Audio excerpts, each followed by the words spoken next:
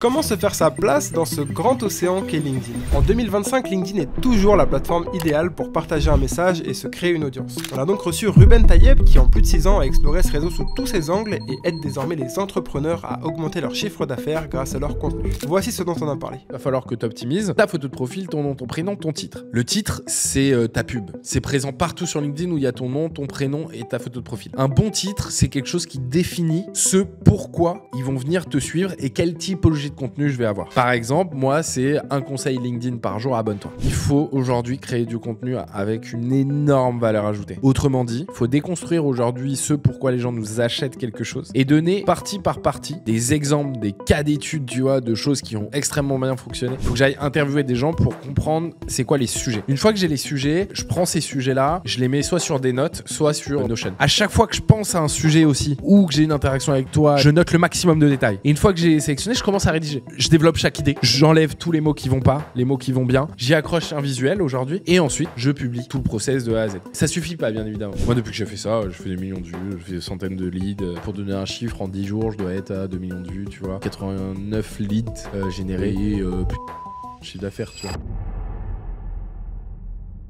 Donc en gros, tu accompagnes les personnes à développer leur business sur LinkedIn en optimisant leur profil, en optimisant leur contenu. Comment est-ce que tu optimises un compte LinkedIn? Qu'est-ce que tu peux donner comme conseil là à quelqu'un qui... La première étape. Ouais. Mais la première étape, c'est de dégager du temps. Mm. Mais c'est la première étape, c'est de comprendre quelque chose de très vrai sur LinkedIn, c'est que pour créer de la valeur, pour devenir légendaire. Quand je dis devenir légendaire, c'est pas une phrase de vendeur de tapis ou de formation en ligne à 2 balles. Hein. Devenir légendaire, c'est se créer une légende. Se créer une légende, c'est se créer un personnage tu vois, et trouver le pourquoi on va être connu. Et de créer cet actif que tu vas garder tout au long de ta vie, que ce soit sur LinkedIn ou d'autres réseaux sociaux, qui va te permettre de créer des business, d'être visible, etc. Alors déjà, le premier truc, c'est de savoir que tu vas pas... le but, c'est pas de vendre plus. Le but, c'est de vendre mieux et de vendre plus cher. C'est-à-dire que le temps que tu vas passer sur LinkedIn et dans la création de contenu, il faut que tu le maintiennes à vie tout le temps. Ça, c'est mon positionnement. Mais avant de donner du temps, c'est de comprendre un truc, c'est qu'il n'y a aucune règle sur LinkedIn. Peu importe tout ce que je vais te dire là, Ouais. je vous donne un cadre. Ce cadre, c'est pas des barres, c'est des pointillés. Vous en sortez autant, tu vois, tu peux en sortir autant que tu veux parce que y en a qui sont sortis de ça et qui ont découvert de nouvelles méthodes et de nouveaux cadres, etc. Et il n'existe pas une seule méthode, il y en a plein, tu vois. Moi, ça fait des années, ça fait 5 ans que je suis sur LinkedIn, il y a 1 million de méthodes que je suis capable de te donner, tu vois. Un truc qui est très vrai, c'est Bruno Maltor, Ulysse Lubin et Mathilde Cossé. Moi, quand j'ai commencé LinkedIn, il y avait personne qui faisait de l'exploration, tu vois, qui était explorateur, qui voyageait et tout. Et pourtant, quand tu tombes sur leur contenu, c'est des centaines, des milliers de likes et ils arrivent à faire un chiffre d'affaires hallucinant. Et ça, c'est très cool. Et comme demain, on va y avoir des boulangers, il va y avoir plein de gens. On est au début de LinkedIn, donc ça, c'est important de le comprendre. Donc la première chose, c'est de passer du temps, énormément de temps. Il faut consommer du contenu, il faut rencontrer des entrepreneurs, il faut leur parler, il faut voir comment les gens font, il faut se former, il faut se faire accompagner, il faut publier, il faut tester, tu vois. Si moi, j'ai appris tout seul, les gens peuvent apprendre tout seul, il n'y a pas de débat, tu vois, on peut être autodidacte. Maintenant, s'ils veulent gagner du temps, généralement, il faut suivre les bonnes personnes. Donc la première étape, je dirais, c'est déjà se dégager du temps. Okay. Ensuite, une fois qu'on s'est dégagé du temps, c'est de travailler son positionnement. Quel est mon objectif que je veux atteindre grâce à la plateforme? Est-ce que je veux recruter? Est-ce que je veux être plus connu? Je veux de la noto? Est-ce que je veux du réseau? Est-ce que je veux plus de chiffre d'affaires? Donc, tu vois, tu détermines un peu ton objectif. Et en fait, en fonction de ton objectif, va découler un positionnement contenu. C'est-à-dire, je veux faire ça, donc pour qu'ils passent à l'action, les personnes que je cible, bah du coup, faut que je crée ce contenu-là. Donc là, il va falloir que tu détermines concrètement à qui tu vas t'adresser. Et qui tu vas t'adresser, c'est souvent les clients que tu as déjà. La majorité des gens qui arrivent sur LinkedIn, ils ont déjà des clients, ils veulent développer leur chiffre d'affaires. Bah, il faut appeler tes clients. Est-ce que vous êtes sur LinkedIn? Non? Bah alors, LinkedIn, c'est pas le bon endroit. La plupart du temps, ils vont dire oui. Qu'est-ce que vous consommez? Qu'est-ce que vous likez? Vous créez un contenu, vous créez un fichier Excel, vous mettez nom, prénom, lien LinkedIn, numéro de téléphone, adresse mail, tous les contacts que vous avez. Et ensuite, vous allez voir qu'est-ce qu'il like, qu'est-ce qu'il commente, les typologies de contenu. Et vous passez un entretien avec lui en lui disant, bah voilà, je veux comprendre pourquoi tu as liké ça, pourquoi tu as commenté ça, qui tu suis, pourquoi, etc. Et c'est un gros travail en amont. Hein. Mais ça te permet de savoir concrètement ce que les gens veulent. Et après, au quotidien, tu sais que les gens t'achètent pour ta valeur, pour ce que tu es capable de leur délivrer. Donc, tu sais déjà quel contenu tu vas pouvoir créer. Mais avant même de parler de contenu, il va falloir comprendre que ton positionnement va driver les personnes sur ton profil. Et donc, ton profil, il doit être le plus optimisé possible. Donc, avant de positionner ton contenu, avant d'avoir ta ligne éditoriale, de savoir quel contenu et la fréquence, etc., il va falloir que tu optimises en fonction de ton positionnement, ta photo de profil, ton nom, ton prénom, ton titre. Ouais, Okay. tu parles beaucoup de titres, justement. Le titre, c'est ta pub. C'est présent partout sur LinkedIn où il y a ton nom, ton prénom et ta photo de profil. C'est quoi Donc, un bon titre? Un bon titre, c'est quelque chose qui définit ce pourquoi ils vont venir te suivre et quelle typologie de contenu je vais avoir. Par exemple, moi, c'est un conseil LinkedIn par jour, abonne-toi. Lis mes posts, muscle tes ventes. C'est pas CEO 2 ou fondateur 2. C'est je partage mes stratégies d'investissement. En fait, ce qu'il faut comprendre, c'est que c'est un tunnel, c'est un funnel, c'est un entonnoir, c'est ce que tu veux.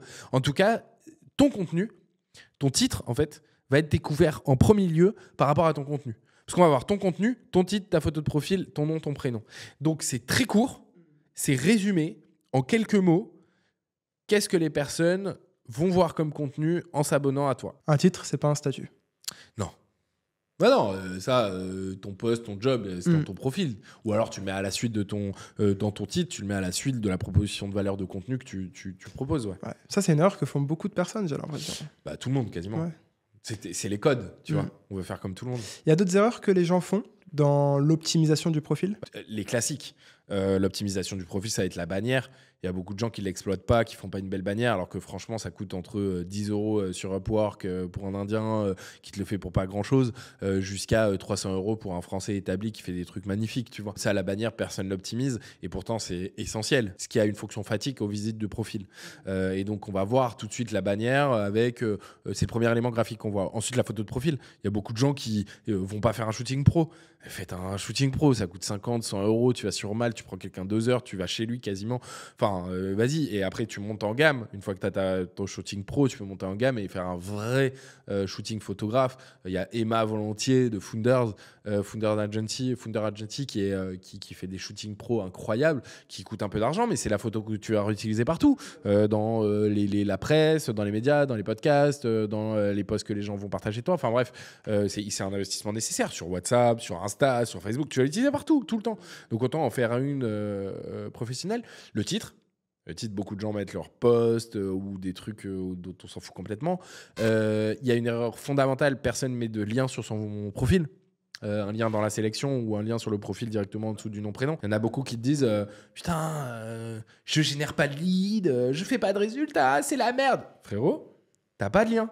Les gens, ils voient ton contenu, ils adorent, ils voient ton profil, ils adorent, ils savent pas comment te contacter. Ils t'ajoutent, t'as tellement de gens qui t'ajoutent que tu réponds pas. Tu réponds 3 jours plus tard, il a oublié pourquoi il t'a ajouté. Bah, fin. En fait, tu génères pas. Donc, tu rates énormément d'opportunités comme ça. Puis après, les infos. Malheureusement, les infos, beaucoup de gens... Biographie, tu veux dire? Enfin, ouais, description. Exactement. Ouais. Le à propos. Ouais. Bah, du coup, les gens l'optimisent pas. Alors que là, déjà, si t'es dans un funnel, sur la base du funnel, t'es déjà quasiment à la génération de leads. Hein. Donc, le mec qui lit ça, il a 2 doigts de signer avec toi. Donc, il faut que tu le rassures à ce moment-là. Avec qui tu as travaillé, donne des chiffres, tu vois, combien tu as généré, comment tu peux lui apporter, etc. Mais là, on est sur un positionnement très business. Je veux générer du lead. Ouais. Il y en a qui sont sur d'autres positionnements. Si je veux faire du réseau, etc. Mais donne aux gens, tu vois, qu'est-ce qu'ils vont avoir dans ton contenu. Ou alors, si je veux recruter, ou si je cherche un job, ou si je cherche une alternance, ou si je suis étudiant. En fait, il faut vraiment pousser les gens à s'abonner, à activer la cloche. C'est le premier truc à faire sur le profil. Puis après, le reste, en vrai, c'est de la mini-optimisation. C'est essentiel, mais c'est de la mini-optimisation. Juste avant, là, tu parlais aussi de ligne éditoriale. Ouais. C'est quoi les formats de posts qui marchent bien là, en ce moment? En ce moment? Ouais. Écoute, on a découvert plein de formats posts qui marchent bien. Est-ce que tu peux définir qu'est-ce que tu appelles marcher bien? Quand je dis qu'il marche bien, ça peut être... En fait, c'est juste... Il y a une notion de conversion derrière, que ce soit en termes de réaction ou en termes d'engagement. Ce que je vais te donner là comme conseil, je l'ai trop fait par le passé pour te dire qu'en fait, c'est dangereux ce que je suis en train de faire. Je donne un cadre et la plupart des gens vont considérer que ce cadre est fermé. Ce cadre, il n'est pas fermé. Ce cadre, tu peux en sortir et il faut absolument sortir. Il ne faut surtout pas faire que ça. Et je vais avoir même un problème pour ça. Les fiches récap, type anti-sèche, cheat sheets, tu vois, c'est des fiches qui marchent extrêmement bien. C'est comme si tu mettais énormément de pâtes dans une toute petite assiette. Et pour la même quantité, tu peux décider de mettre autant de pâtes dans une énorme assiette. Et ça, c'est le carrousel. Donc, je dirais des carousels techniques sur ce qu'on peut avoir comme expertise. Donc, des méthodes, des techniques, des recommandations, tu vois, de bouquins, de vidéos YouTube, de profils, de profils à suivre, de créateurs, de créatrices. Enfin bref, ça marche extrêmement bien. Le problème de ça, et je le vois déjà, ça va être comme le storytelling. C'est-à-dire que les gens vont bombarder là-dessus et ça va baisser en valeur en majorité. Et donc, ils vont faire des cheat sheets avec des conseils pas du tout activables, hyper généralistes, dont on s'en fout complètement. Il faut aujourd'hui créer du contenu avec une énorme valeur ajoutée. Autrement dit, il faut déconstruire aujourd'hui ce pourquoi les gens nous achètent quelque chose et donner partie par partie des conseils hyper activables, hyper concrets, des exemples, des cas d'études, tu vois, de choses qui ont extrêmement bien fonctionné avec l'ultra détail. En gros, l'utilisateur aujourd'hui, s'il consomme ton contenu, il va se poser, en tout cas s'il veut convertir, il va se poser la question, est-ce que tu as la bonne personne pour l'aider ? Et quand je vais lire ce contenu, il faut que j'en retire quelque chose. C'est tout le sujet aujourd'hui que tu m'as dit, ouais, j'aimerais faire un podcast avec toi. Et je t'ai dit, attention, moi, ce que je veux, c'est absolument qu'on sorte du podcast en se disant, OK, j'ai une méthode, j'ai des choses concrètes à appliquer, je peux réfléchir et mettre en place de nouvelles choses. C'est ça, le contenu, je pense, de 2024. Tout le monde va se focaliser là-dessus. Ça va, comme chaque année, créer des monstres, des chimères, des gens qui vont pas le faire assez bien. Et du coup, ça va baisser énormément en qualité. Et donc, si on veut sortir du lot, il va falloir trouver des expertises d'aller super loin sur ces sujets. Le problème, c'est que pour avoir ces sujets de publication, il faut demander ça à ses clients, à ses prospects, à son audience, tu vois. Il faut être hyper proche de ceux qui nous suivent au quotidien. Il faut répondre à leurs demandes de contenu. Moi, depuis que j'ai fait ça, je fais des millions de vues, je fais des centaines de leads. Pour donner un chiffre, en 10 jours, je dois être à 2 millions de vues, tu vois. 89 leads générés et plus de 90 000 euros de chiffre d'affaires, tu vois. Okay. Mais parce que ça fait 5 ans que je bosse. Hein. J'ai pas fait ça en claquant des doigts. Bah justement, mais si on parle de 43 likes à plus de 1000 par post à l'heure actuelle. Ouais. Ok. Et justement, si on parle de ta méthode, comment est-ce que toi, c'est quoi ton process du coup pour rédiger tes posts? Ouais, c'est intéressant. J'ai fait un post sur ça où j'ai justement, je décris exactement quelle est ma méthode pour créer une publication. Alors déjà, le premier truc qu'il faut comprendre, c'est l'interview. Il faut que j'aille interviewer des gens pour comprendre c'est quoi les sujets. Une fois que j'ai les sujets, je prends ces sujets-là, je les mets soit sur des notes, soit sur Notion. À chaque fois que je pense à un sujet aussi, tu vois, ou que j'ai une interaction avec toi, etc., je note le maximum de détails. Mais je fais des pavés, des fois, c'est déjà le post, tu vois. Ensuite, une fois par semaine, je prends Notion, je sélectionne 8 posts que je vais publier sur les 8 prochains jours et je mets toutes mes idées au clair, tu vois, sur ce post et ce sujet que je traite, celui-là, ta. Ensuite, ils n'ont pas forcément une corrélation. Je peux parler d'un truc qui va être, par exemple, l'optimisation du profil et de la bannière un jour, et de l'autre, faites attention à ne pas tomber dans le délire égocentrique, tu vois. Donc, je vais quand même rester dans mon sujet LinkedIn. Je sais que j'ai ma ligne éditoriale. Je vais prendre sujet par sujet. Je vais démarrer la rédaction. Donc déjà, je vais noter tous les trucs que je veux dire. Par exemple, j'ai un post que je prépare. Ça va être pourquoi lancer un podcast, c'est intéressant pour une stratégie de publication sur LinkedIn. Et donc, j'ai noté. Par exemple, je pensais à François de Tête de Tigre qui lance Serial Entrepreneur. Je pense à Podspace, l'endroit où on est à l'heure actuelle. Tu vois, je sais qu'il va falloir que je les cite pour donner des exemples. Je pense à ceux qui ont lancé des podcasts et qui utilisent cette stratégie. Donc par exemple Hugo Benz qui le fait très bien, Alec Henry, tu vois, il y a plein de gens qui ont créé pas mal de podcasts et les posts qui en découlent sur la base d'un épisode. Donc la base d'un épisode de podcast, c'est au final très rapidement créer une ligne édito en fonction de l'invité, sélectionner l'invité, l'appeler, tu touches son ego, le mec il va dire ok je viens parce que je vais avoir de la visibilité, je vais avoir du contenu gratuit, donc je vais venir quand même. Ça va te permettre de faire un post d'annonce avec un l'UIC, donc ça te fait un premier post, des posts Reels que tu peux faire 1, 2, 3 posts, tu peux faire un lien vers la vidéo en question longue quand elle est sortie et les conseils à appliquer en fonction de ce que tu as mis en place. Donc tu vois typiquement tout ça je vais le noter, tout ce que je viens de te dire je vais le noter, mais en bousillant le truc, tu vois. Et une fois que je l'ai mis en place, je vais repasser sur les contenus, je vais essayer de structurer. Ok, ça c'est une partie. Donc là, la méthode, là, les 4 posts, c'est en premier lieu. Les exemples, c'est en deuxième lieu. Ça, c'est en troisième lieu. Ok. L'objectif de mon post, de toute manière, c'est de délivrer un maximum de valeur sur une idée de contenu à mettre en place et que demain, s'ils lisent le post, ils disent ok, je vais créer mon podcast, ça m'intéresse. Est-ce que c'est un post qui motive les gens à créer un podcast ou est-ce que c'est un post qui dit aux gens comment créer un podcast? Ça aussi, c'est important, tu vois. Et une fois que j'ai sélectionné, je commence à rédiger. Je développe chaque idée. J'enlève tous les mots qui vont pas, les mots qui vont bien. J'essaye d'épurer. Je relis. J'y accroche un visuel aujourd'hui. À la base de mon podcast, hop, j'en crée un visuel sur Keynote. On peut utiliser Canva, on peut utiliser PowerPoint, on peut utiliser d'autres outils qui permettent de faire des fiches pour moi ou des carousels, ou même on met une photo de soi qu'on a pris sur un photoshooting. Chacun fait ce qu'il veut. Mais moi, c'est ça. En tout cas, c'est des fiches techniques. Je crée ma fiche technique et ensuite, je publie tout le process de A à Z. Ok. Ça suffit pas, bien évidemment. Il faut faire une liste de créateurs, aller commenter pour activer avant la publication. Il faut répondre très rapidement à tous ces commentaires. Et il faut faire une petite prière. Moi, je fais souvent, je prie, je mets la jambe derrière la tête, je fais...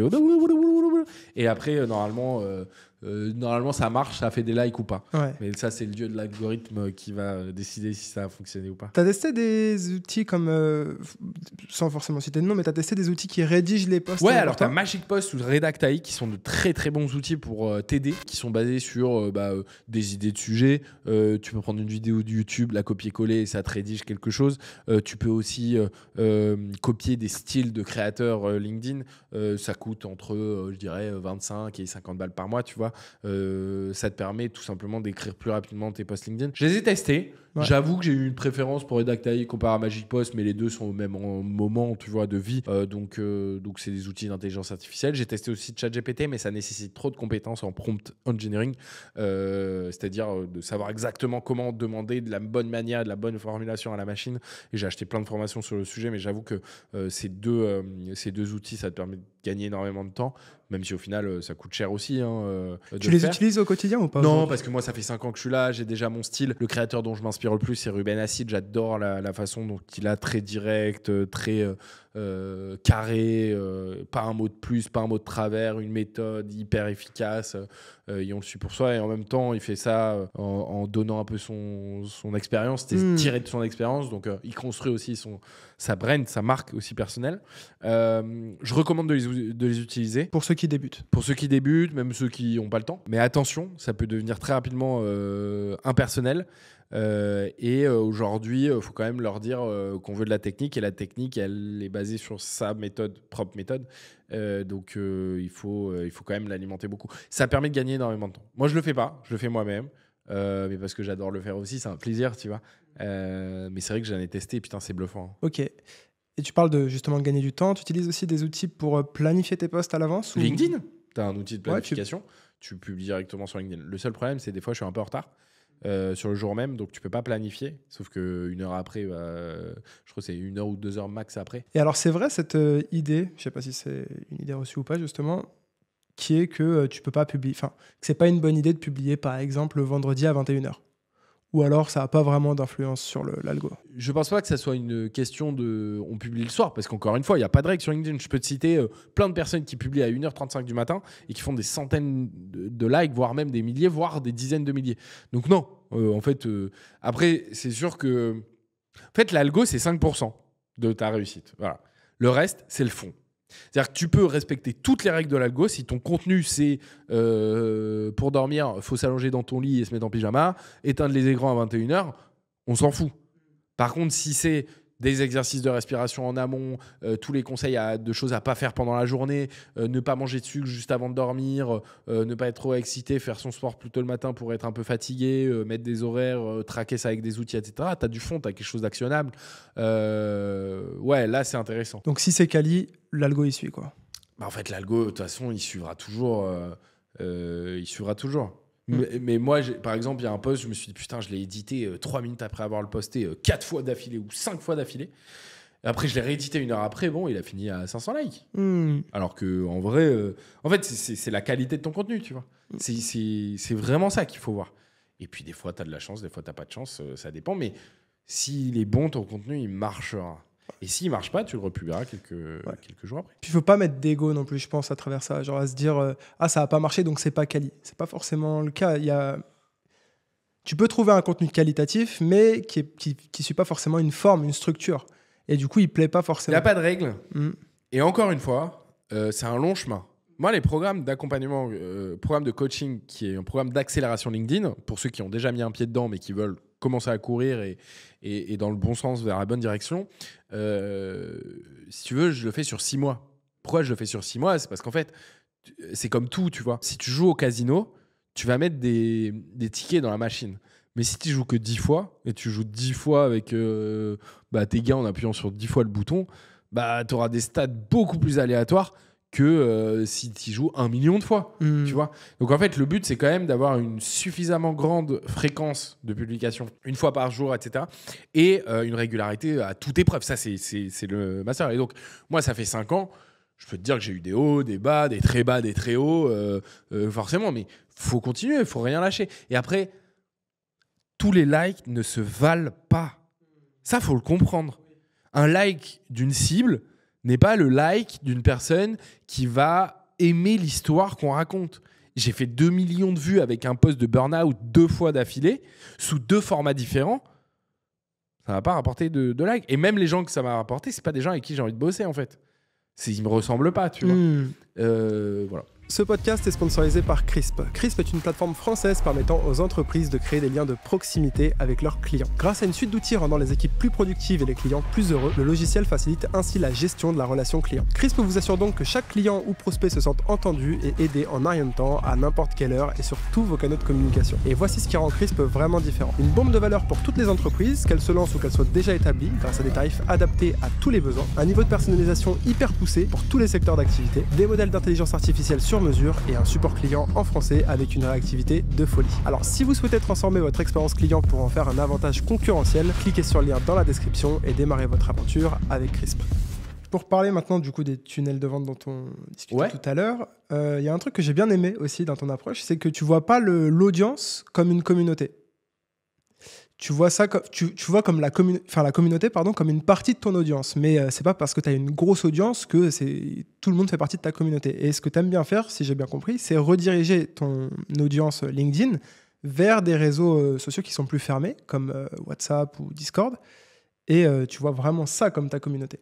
Tu peux en dire plus par rapport à ça ou pas ? En fait, une audience n'est pas une communauté pour la simple et bonne raison que une audience est définie par une impression, c'est-à-dire le nombre de vues que tu vas avoir. Une communauté est définie par le nombre de relations. Moi, j'ai une communauté, ça s'appelle Rubenistan. C'est eux qui ont choisi ce nom, c'est eux qui ont choisi la langue, le pays, etc. Bon, il y a des ministres, etc. Moi, je suis le fondateur, il y a un président, enfin bref. C'est des personnes avec qui j'ai un lien beaucoup plus resserré, authentique. On parle ensemble, tu vois, on parle tous les jours, on discute, on échange. Une audience, c'est ceux qui voient mon contenu. Faut comprendre qu'une audience est systématiquement plus grande qu'une communauté, mais ça c'est un peu basique, j'apprends rien, tu vois. La communauté, souvent, c'est ceux qui ont, c'est pas forcément tes clients d'ailleurs, mais c'est ceux qui vont interagir dans un espace clos, fermé, paradoxalement ouvert à tous, et sur lequel ils vont pouvoir interagir aussi entre eux. C'est un club d'entrepreneurs, par exemple, tu vois. Et une audience, c'est le nombre de vues que tu vas avoir. Ouais, c'est ça. Pour toi, c'est essentiel de construire une communauté dans un réseau fermé quand tu mets en place une stratégie de... En fait, regarde, le réseau... Ce que je dis, c'est un peu des banalités. C'est clairement des banalités, mais ton réseau social, c'est t'as ton profil et t'as ton audience. Entre les deux, il y a Monsieur l'Algo. Et donc, le réseau social décide ou pas de montrer à l'ensemble de tes abonnés ou non un contenu. On est d'accord ? Ça, c'est un problème. Parce que si demain, ça bouge, la façon dont ça redistribue le contenu bouge, ton nombre de likes, de commentaires et des personnes, c'est vachement hasardeux. Donc, je te donne un exemple. Quand je poste une publication aujourd'hui, j'ai pas 70 000 personnes qui ont liké ou commenté. Peut-être je vais en avoir beaucoup plus, peut-être beaucoup moins. Tu vois. Alors que si je suis dans ma communauté Discord, qui donc est la partie des personnes qui voient mes publications, qui ont cliqué pour rejoindre cette communauté Discord ou WhatsApp, au moment où je poste quelque chose, ils sont tous notifiés. Donc je dirais que audience, c'est l'algo entre les deux, et communauté, c'est la notification. Est-ce qu'elle est activée ou pas ?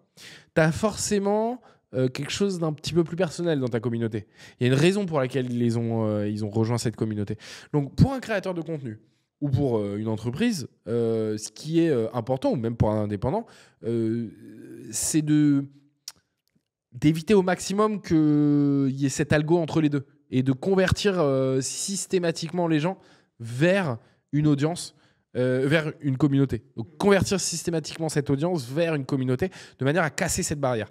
Et pourquoi ? Parce que à un moment donné, cette communauté va te permettre aussi peut-être d'être converti en client ou en ambassadeur, tu vois, en super fan. L'objectif, c'est de faire de l'oseille et que ces gens achètent. Maintenant, je ne suis pas en train de dire qu'il faut vendre de la merde.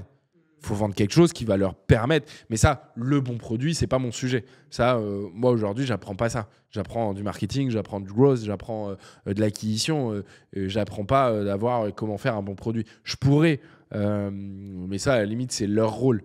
Et puis, tu le vois tout de suite. Hein, s'ils règlent un problème, ça se vend tout seul, le produit. Ouais. Et alors, avec les personnes que tu accompagnes, à partir de quand est-ce que tu recommandes de justement mettre en place un réseau fermé, de construire plus une communauté à partir de ton audience? Je pense qu'il n'y a pas un moment déjà. C'est un business en fonction d'un business en particulier. À partir du moment où on a les ressources, c'est-à-dire assez d'argent pour acheter du temps, s'acheter une équipe qui va gérer ça parce que soit on décide de le gérer et on a beaucoup de temps. Donc, je prends l'exemple de si tu vends de la formation ou si tu vends du coaching ou tu vends des trucs à haute valeur ajoutée, tu peux le mettre en place. Mais il faut la gérer, cette communauté, parce qu'elle va attirer toute ta cible, pas forcément des gens qui achètent des choses, tu vois. Et cette communauté, tu peux la mettre payante ou gratuite, mais il faut s'en occuper. Ça demande énormément de temps. C'est waouh. En termes de temps, c'est énergivore. Waouh, c'est un truc de fou. Hein. Quel moment, je dirais, quand on se sent prêt de passer à l'étape supérieure de communauté. Et donc, ça nécessite de générer suffisamment d'argent. À partir de 2 000 € par mois, tu peux commencer à faire créer ta communauté. Mais même, tu peux démarrer par ça. Hein. Tu peux être focus community builder de base en te disant, je vais leur vendre des produits après. Tu vois, il y a une avocate qui fait ça, Ambre Nataf, avec qui j'avais donné le conseil de créer une communauté, qui a créé la plus grosse communauté WhatsApp d'avocats français. Il y a, je crois, quelques milliers de personnes. Que des avocats. Et qui a la plus grosse communauté et qui, aujourd'hui, dispose d'une audience qui a tellement de valeur qu'elle peut demain créer un outil pour leur vendre et avoir tout de suite de l'argent qui rentre. Je suis dans une logique aussi où je m'adresse, encore une fois, hein, tous les conseils que je donne, c'est beaucoup pour des entrepreneurs. Pourquoi ? Parce que moi, je suis entrepreneur, je parle à des gens comme moi dont je connais le quotidien, tu vois. Et encore, je connais pas le quotidien de tous les entrepreneurs. Bah écoute, on invite toutes les personnes qui écoutent ou regardent ce podcast. Likez, commentez, repartagez ce podcast et mettez surtout 5 étoiles si vous êtes sur les plateformes, parce que c'est hyper important de les soutenir. Merci Ruben. Je t'en prie. Merci d'avoir regardé cette vidéo. Si tu veux retrouver d'autres formats d'analyse, d'actualité et des masterclass sur la tech et les startups, alors n'hésite pas à t'abonner à cette chaîne YouTube et nous on se retrouve la semaine prochaine avec un autre invité.